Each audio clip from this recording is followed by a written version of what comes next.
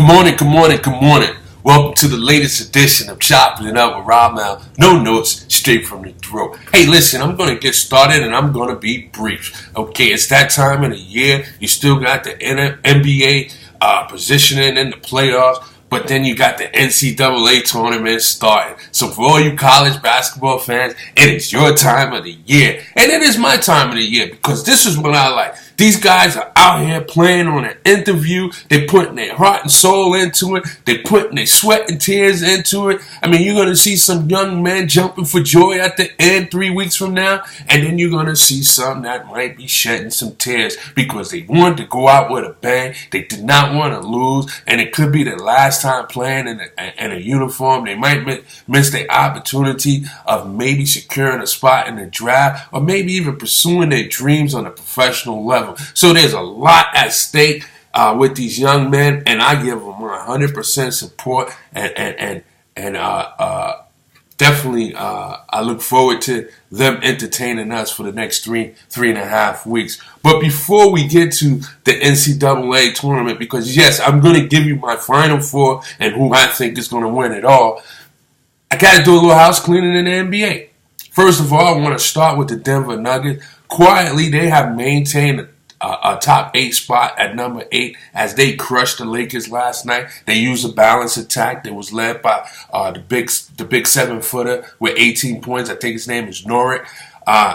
They continue to show their winning ways as they have a 2-game lead over Portland and a 4-game lead over Minnesota with just 15 games to go. Looks like Denver may be cruising into that 8th spot. Portland does have 17 games. I think it's too much ground for Minnesota, but it looks like Denver might have the inside track on that. So let's keep an eye on that. But how about Kawhi Leonard and the San Antonio Spurs? LaMarcus Aldridge goes down. David Lee steps into a starting role, and they used a balanced attack. They had 5 people in double digits last night, led by Kawhi Leonard's 31 points, as San Antonio not only do they beat Atlanta at home, but they also cruise into a tie with the first place Golden State Warriors. So right now, Golden State and San Antonio are tied for first place. And guys, I'm going to say something. The way Golden State has been playing, I don't know if their head is together or not, especially after some of the unnecessary comments by Iguodala on Saturday. I don't know if it's just frustration or they're not used to perhaps dealing with adversity and losing, that they're unraveling.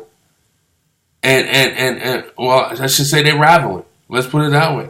And here's the thing. They I don't know, Iguodala making comments, using the N-word, talking about whatever the masters say. Listen, play basketball. Those comments there was so unnecessary. And coming from Iguodala, who may have been a recipient of an MVP trophy and a championship that maybe had the least numbers ever, he had a big impact. But his numbers, when we look back on it and see his numbers and see that he won the MVPs, someone would say, what did he do? If they didn't see it, I think he had a severe impact. But at the same time, what did he do?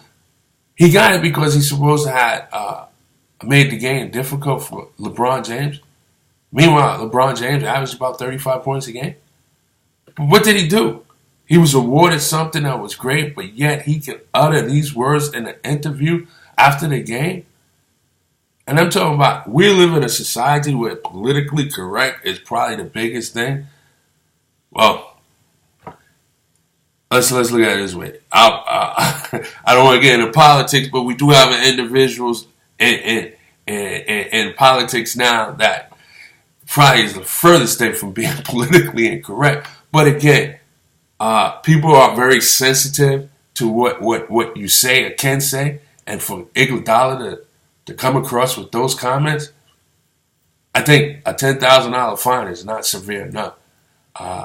I really think so in this case here. But nevertheless, San Antonio Spurs, they go on and tie Golden State. So this should be a fight to the finish for the number 1 seed to have home court advantage throughout the Western Conference playoffs. So that should be interesting. And believe it or not, both teams can use it. And both teams don't want to face a possibility of a first-round matchup with Oklahoma City if they should fall to 7th. Right now, currently, they're slightly over Memphis at the 6th spot. So more to come, more to watch in that race there. But good win by San Antonio. Kawhi Leonard again, huge, 31 points. Big three-pointer I saw there late in the game with the shot clock running down. This guy continues to amaze me, continues to get better. We may be talking about him and the Greek Freak out of Milwaukee as the top players in the league. And I'm talking about the top 2 players in the league and maybe 2-3 seasons from now as he continues to get better in front of us, in front of our eyes, each and every night. All right? Moving along to the last game out there, and that's the Bulls. They get a win over the Charlotte Hornets. And the Charlotte Hornets, people have big things coming from them. And I don't know what's happened with them. They're reeling, definitely in the opposite direction. I thought they would be a definite lock for the playoffs. Right now, they're looking like they might be a team looking for a head coach in the offseason. I wouldn't be surprised if the head coach there gets fired and Patrick Ewing assumes coaching duties over there going into next season. This team has too much talent and too much promise to miss the playoffs. But anyway, the Bulls get a win behind Jimmy Butler. Jimmy Butler, I believe he has something like 23 points, 11 assists, and they remain a half game behind Milwaukee. But more importantly, they tied Miami for the 9th spot. So that should be interesting. That should be very interesting, very interesting. So, but like I said, I'm going to be brief, but I want to get to the NCAA tournament, and this is what I want to say. It's going to be an exciting tournament due to a lot of the one-and-done programs. They're not automatics to go all the way. You're going to find some teams with some superstars, not superstars, but with some seniors and juniors that's going to go deep into the tournament. All right. The one team that I do think has a chance to go far with a one-and-done player, that's UCLA. My Final Four is going to be Villanova versus Arizona. Arizona. And Kansas versus UCLA.